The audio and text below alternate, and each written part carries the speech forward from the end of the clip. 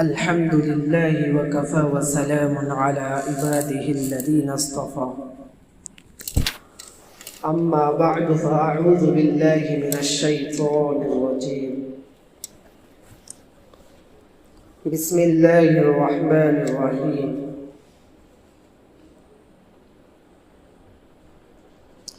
يا أيها الناس إنما بغيكم على أنفسكم متاع الحياة الدنيا وقال الله تبارك وتعالى في مقام آخر ظهر الفساد في البر والبحر بما كسبت أيدي الناس وقال الله تبارك وتعالى في مقام آخر ولو أن أهل القرى آمنوا واتقوا لفتحنا عليهم بركات من السماء والأرض صدق الله العظيم اللهم صل على سيدنا محمد وعلى آل سيدنا محمد وبارك وسلم في أول كلامنا اللهم صل على سيدنا محمد وعلى آل سيدنا محمد وبارك وسلم في أوسط كلامنا اللهم صل على سيدنا محمد وعلى آل سيدنا محمد وبارك وسلم في آخر كلامنا سامعین حضرات محترم دوستو، اس جمعہ سے انشاءاللہ ہمارا مضمون چلے گا پریشانیوں کا حل۔ انسان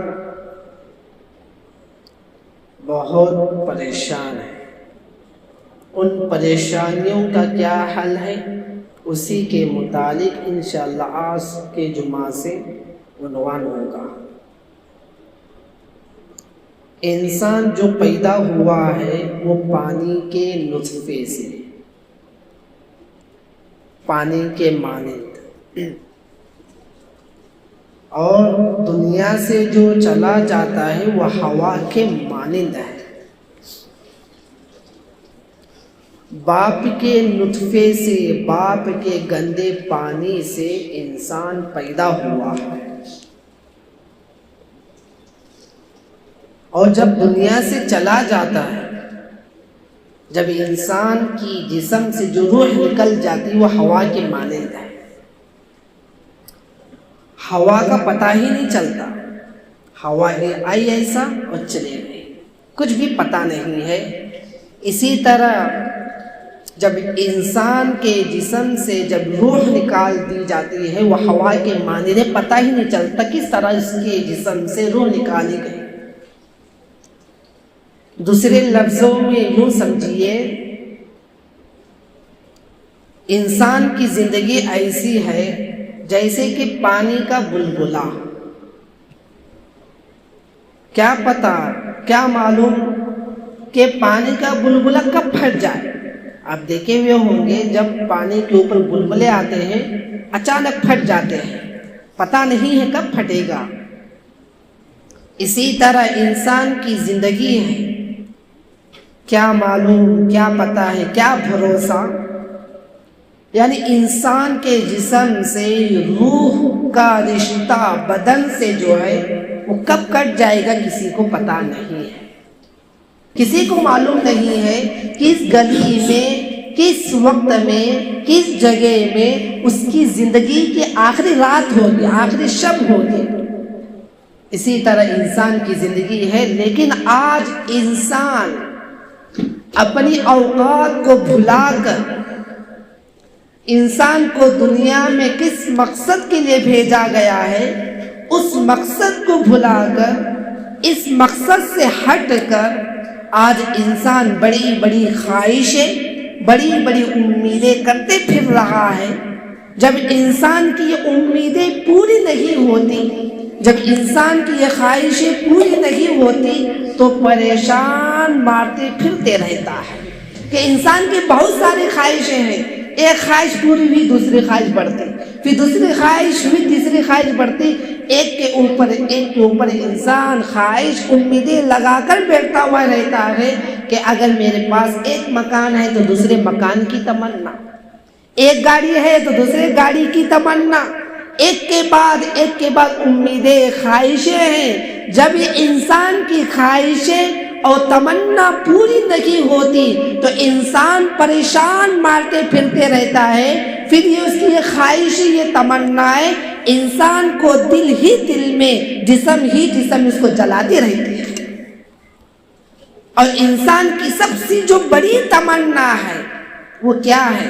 ہر انسان کی سب سے بڑی تمنا یہ ہے کہ ہر انسان یہی چاہتا ہے اس کے حالات سنور جائے، اس کے حالات اچھے ہو، اس کے پریشانیاں ختم ہو جائے، کہ پریشانیوں سے نکل کر خوشگوار زندگی گزارنے والا بن جائے۔ ہر انسان کی خواہش، ہر انسان کی تمنا یہی ہوتی ہے۔ اسی لیے انسان دن بھر کام کرتا ہے، دن بھر کماتے رہتا ہے، اگر موقع ملے تو رات میں بھی کماتا ہے۔ اسی کے واسطے آج انسان نہ دن دیکھ رہا ہے، نہ رات دیکھ رہا ہے، نہ اپنی صحت کا خیال کر رہا ہے، یہاں تک کہ انسان اپنی بیوی بچوں کو چھوڑ کر مہینے مہینے، سال سال ایک ملک سے دوسرے ملک کو کمانے کے لیے جاتا ہے۔ کتنے حضرات ایسے ہیں کہ اپنے ماں باپ کو چھوڑ کر، اپنے بیوی بچوں کو چھوڑ کر، اپنے رشتہ داروں کو چھوڑ کر، صرف کمانے کے واسطے، صرف دنیا کو حاصل کرنے کے واسطے باہر ملکوں میں چلے گئے ہیں۔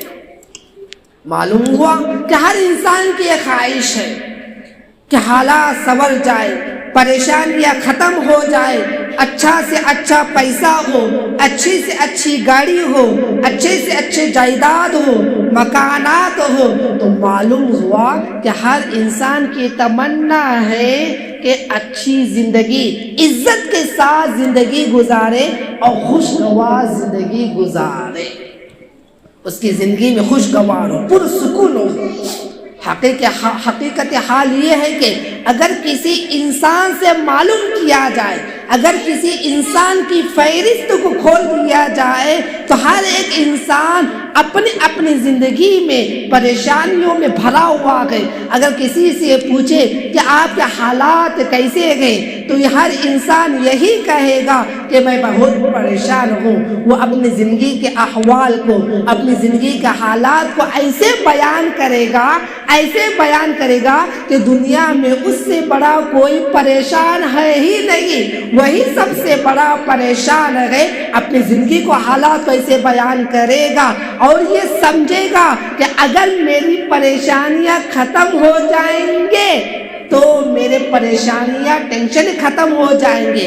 اگر میری امیدیں پوری ہوگی، میری خواہشیں پوری ہوگی تو یہ تمام میری پریشانیاں ختم ہو جائے گی۔ آج ہر انسان یہ سمجھ کر بیٹھا ہوا ہے، حالانکہ حال ایسی نہیں ہے، ایسا نہیں ہوتا۔ کیوں؟ اس لیے کہ خواہشیں پوری ہونے سے تمنائیں پوری ہونے سے انسان کی پریشانی ختم نہیں ہوتی، اس لیے کہ پریشانی کی نوعیت بدلتی رہتی ہے۔ انشاءاللہ یہ پریشانیوں کی نوعیت کیسی بدلتی رہتی ہے، انشاءاللہ اس کو آئندہ جمعہ میں بیان کیا جائے گا۔ بس میں یہ بتانا چاہتا ہوں کہ ہمارا تعلق اللہ سے جوڑ دیں۔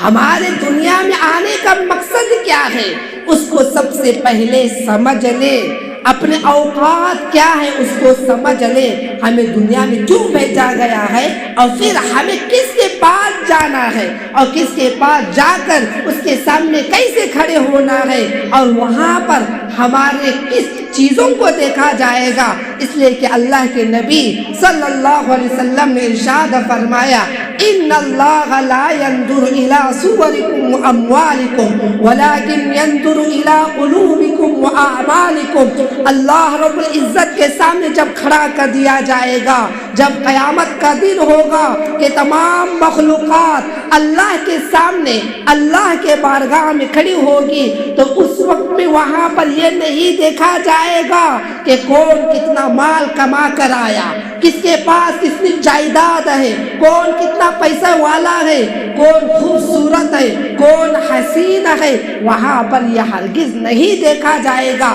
بلکہ کیا دیکھا جائے گا؟ وہاں تو اعمال کو دیکھا جائے گا، وہاں تو انسان کے دلوں کو دیکھا جائے گا۔ اللہ رب العزت یہ دیکھیں گے کہ کون مجھے دنیا میں رہتے ہوئے میرے لیے اچھے اعمال کر کے آیا ہے۔ وَمَنْ أَحْسَنُ قَوْلًا مِّمَّنْ دَعَا إِلَى اللَّهِ وَعَمِلَ صَالِحًا وَقَالَ إِنَّنِي مِنَ الْمُسْلِمِينَ۔ اس کے متعلق وہاں پر ہوگا سوال۔ میرے بھائی، اس لیے ہمیں اپنے اعمال کو اچھے بنانے کی ضرورت ہے۔ اللہ رب العزت ہمیں سمجھنے کی توفیق عطا فرمائے اور اپنے اعمال کو صحیح بنانے کی توفیق عطا فرمائے۔ جو کچھ کہا گیا ہے ان باتوں پر عمل کی توفیق عطا فرمائے۔